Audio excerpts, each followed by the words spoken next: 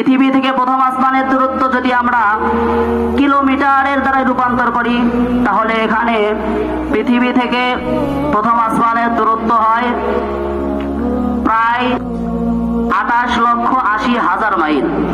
কত mile? 28,80,000 mile.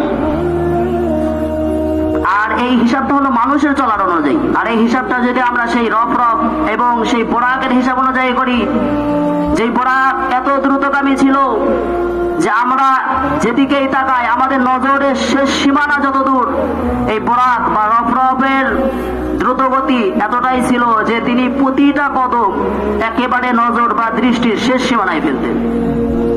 এক একটা কদম নজরের শেষ সীমানায় ফেলতেন।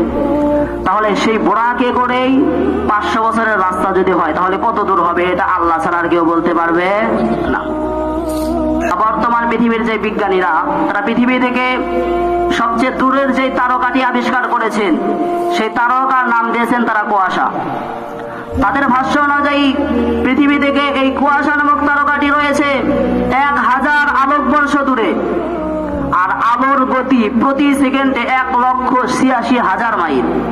প্রতি সেকেন্ডে, মিনিটে নয় কিন্তু, প্রতি সেকেন্ডে এই আলোর গতি 1,86,000 মাইল।